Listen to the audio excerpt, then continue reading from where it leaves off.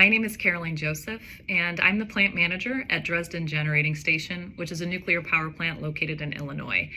And my profile in Persisterhood actually goes back about 20 years, well before I was in the nuclear industry and even before college. And I'll take you back to when I was this energetic high school student, this bright future ahead of me, and all of these dreams. I really wanted to be an astronaut growing up, which is a conversation for a whole different time. But I knew if I wanted to be an astronaut that I needed to be an engineer, and I needed to go to a college that graduated the most astronauts, which was Purdue. So I applied to Purdue freshman engineering and was ecstatic when I got in. That was the first step in pursuing my dreams. And I had to give an informative speech in my AP English class about what I was going to college for. This wasn't even me discussing that I wanted to be an astronaut, just that I wanted to be an engineer. And I will never forget what my AP English teacher said after I presented in front of the entire class. She said, Caroline, it's nice to have goals, but you need to make sure they're reachable, or you're just going to be destined for failure. And I would think she was hoping that I would react to that, and I didn't, which further encouraged her to pursue other support, and she referred me to the guidance counselor to try and relay the same message, that my goal of being an engineer was far beyond my capabilities. It wasn't appropriate for me, and that he needed to help me find and select something that was appropriate. So he spent a lot of time with me, trying to find, to be a teacher, things like that. And I had shared this with my mom, and she refused. She was resistant. Absolutely not. You got accepted. I have never known you to fail at anything you've wanted that badly. So you're going to do it. And so I went to Purdue for my freshman year. And if you're not familiar with how freshman engineering works, usually the first year is supposed to be a refresher of what you've learned in high school.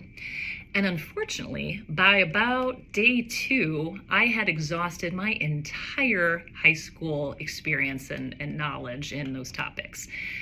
So not only was it an uphill battle, but it was literally a mountain. And no matter how hard I tried, how hard I studied, what extra effort I put in, I literally failed like almost every exam that I took. And after my first semester, I had gotten an F in chemistry and a D in physics. And that was like the final example that I needed, between the teacher, the guidance counselor, now failing courses in freshman engineering. It was the final example that I needed that would tell me that they're right. This was way outside my capabilities. It was inappropriate for me to think I could succeed.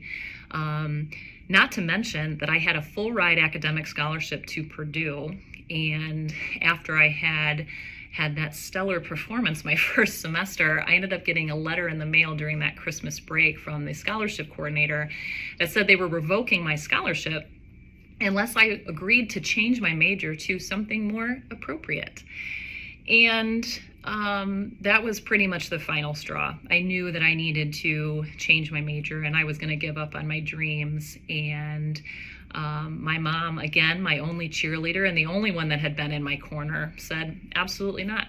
You absolutely are not giving up on your dreams. We will figure out, how to pay for school and everything like that, but you will pursue your dreams.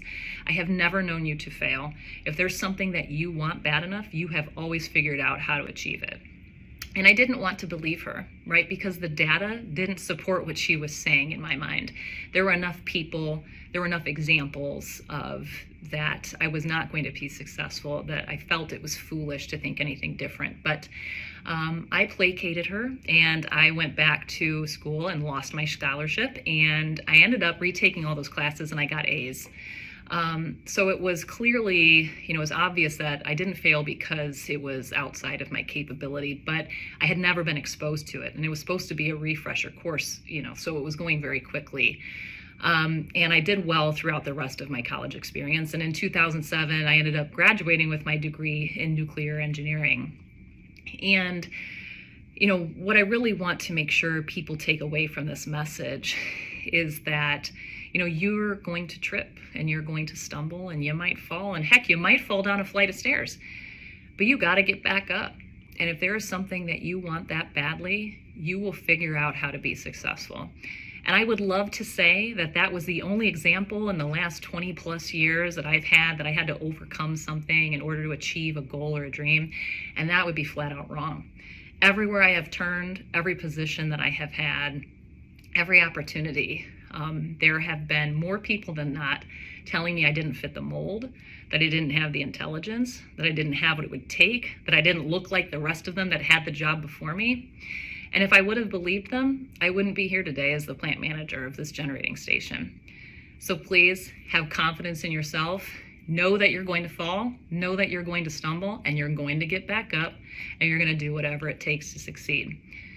So I'm a persister, and that's my story.